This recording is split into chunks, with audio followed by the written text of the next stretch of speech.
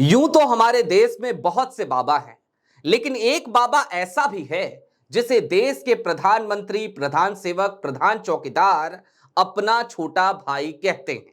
और जिस वक्त प्रधानमंत्री ने उस बाबा को अपना छोटा भाई कहा था, मंच पर जो रौनक थी वो देखते ही बनती थी। उस क्लिप को खूब वायरल किया गया था।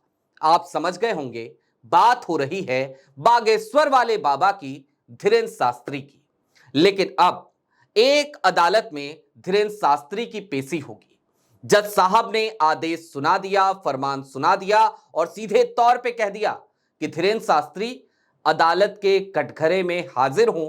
और इस आदेश के बाद धीरेन्द्र शास्त्री के पसीने छूटने तय हैं। क्या है पूरा मामला? क्यों अदालत में जाना पड़ेगा धीरेन्द्र शास्त्री को? आखिरकार जज साहब ने यह फैसला, यह आदेश दिया ही क्यों? पूरी बात जरा विस्तार से करेंगे। नमस्कार, मैं स्वप्निल और आप द न्यूज लॉन्चर देख रहे हैं। 11 बजे का वक्त हो गया, यानी वक्त हो गया आपकी और हमारी मुलाकात का 11th आवर का। और 11th आवर में आज शुरुआत सबसे पहले प्रधानमंत्री के उसी वक्तव्य से। सुनिए, बहुत छोटा सा वक्तव्य मेरे छोटे भाई धीरेन्द्र शास्त्री। मेरे छोटे भाई धीरेन्द्र शास्त्री जी हां, सुना आपने, प्रधानमंत्री ने सीधे तौर पे कहा था, मेरे छोटे भाई धीरेन्द्र शास्त्री।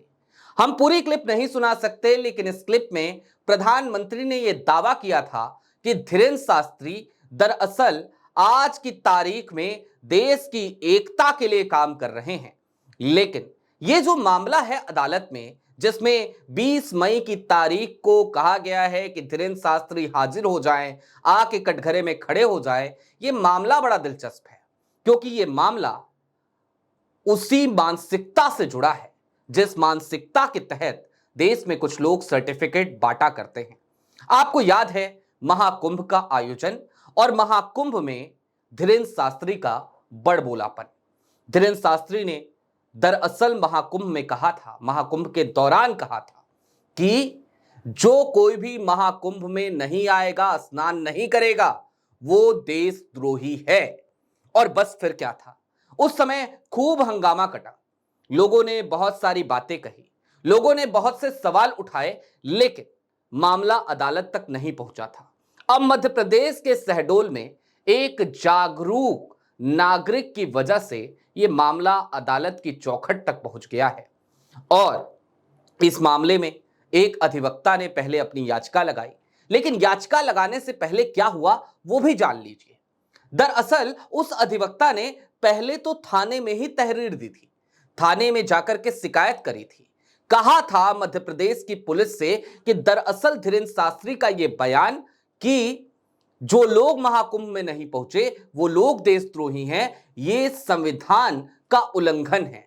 ये बयान दरअसल इस देश को तोड़ने वाला है और उन लोगों की भावनाओं को आहत करता है जो लोग अपनी मजबूरियों के कारण महाकुंभ में जाना चाहते थे लेकिन जा नहीं पाए। और साथ ही साथ इस एप्लीकेशन में उस अधिवक्ता ने यह भी कहा था कि जरा सोचिए, महाकुंभ का आयोजन हुआ और उसमें यदि कोई नहीं गया तो क्या सिर्फ इसी वजह से उसे देशद्रोही करार दे दिया जाएगा? और साथ ही साथ उस अर्जी में थाने में यह भी कहा गया था कि जरा सोचिए, कोई डॉक्टर है, जरा सोचिए, कोई इंजीनियर है, जरा सोचिए, उसके लिए छुट्टी मिलना ही मुनासिब ना हो, वो राष्ट्र के निर्माण के लिए काम कर रहा हो, तो भला वो कैसे जाएगा महाकुंभ में? लेकिन मध्य प्रदेश की पुलिस ने अर्जी ली, अर्जी को अपने पास रख लिया, कोई कार्रवाई नहीं करी। और बस फिर क्या था, अधिवक्ता ने एक निचली अदालत का दरवाजा खटखटा दिया और अब यह मामला शहडोल की जिला अदालत तक पहुंच गया है। जिला अदालत में जब यह मामला पहुंचा तो जज साहब ने पहले तो याचिका को देखा। याचिका को देखने के बाद उन्होंने भी दो बातें जरूर कही। पहली बात कि किसी को भी सिर्फ और सिर्फ धार्मिक आयोजन में उसके सम्मिलित ना होने की वजह से देशद्रोही कहना संविधान के लिहाज से गलत है। और इसके साथ ही साथ जज साहब ने कहा कि दरअसल ये मुकदमा ये तय करेगा कि अभिव्यक्ति की स्वतंत्रता कहां तक है और यह भी तय करेगा कि सामाजिक जिम्मेदारी क्या होती है। वैसे भी जब बात धीरेन्द्र शास्त्री की होती है तो आप सबको पता है कि धीरेन्द्र शास्त्री क्या क्या बोलते हैं, क्या क्या बातें कर जाते हैं, किस किस तरीके के बेफिजूल की बेतुके बयान उनके अक्सर यदा कदा सामने आते रहते हैं। अब जरा आपको विस्तार से याचिका बता देते हैं कि इस याचिका में जो कोर्ट में लगाई गई उसमें कहा क्या गया, जिसकी वजह से 20 मई को धीरेन्द्र शास्त्री को अदालत में पेश होना ही पड़ेगा। शहडोल में लगी इस याचिका में शिकायतकर्ता ने सीधे तौर पर एक सवाल उठाया। उसने कहा कि अगर सोशल मीडिया की टिप्पणी पर एफआईआर हो सकती है तो फिर सार्वजनिक रूप से दिए गए ऐसे उत्तेजक बयान पर भी कार्रवाई होनी चाहिए।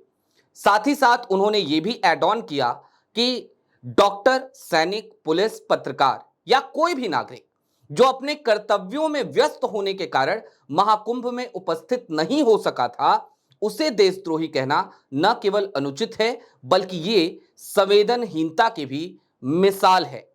साथ ही साथ एक दलील और भी दी गई और वो दलील ये कि देशभक्ति का मूल्यांकन किसी धार्मिक आयोजन में भागीदारी से नहीं बल्कि अपने कर्तव्यों, जिम्मेदारियों और संविधान के प्रति निष्ठा से होता है।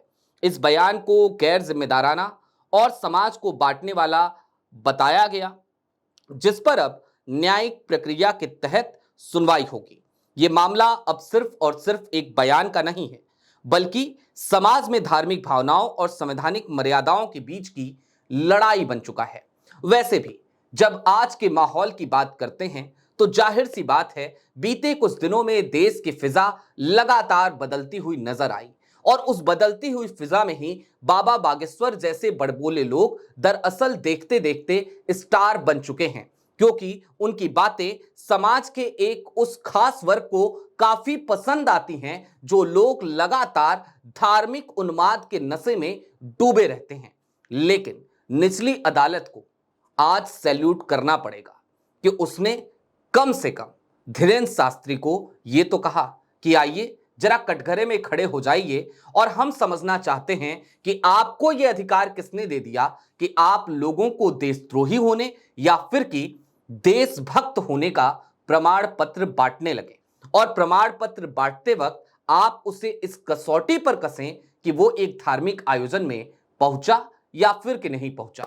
जाहिर सी बात है, हम भी नहीं गए थे महाकुंभ, धीरेन्द्र शास्त्री की नजर में हम भी देशद्रोही हैं, लेकिन अब मामला अदालत में है। अदालत ही बताएगी संविधान की व्याख्या के अनुसार कि आखिरकार धीरेन्द्र शास्त्री ने इस तरीके की जो हरकत की, इसके बाद धीरेन्द्र शास्त्री को क्या सजा मिलनी चाहिए। बहरहाल ये तो तय है कि मोदी के छोटे भाई की मुश्किलें बढ़ गई हैं। अभी के लिए दीजिए इजाजत, कल फिर मिलेंगे इसी वक्त द न्यूज लॉन्चर पर। कार्यक्रम यही होगा 11 आवर। शुक्रिया।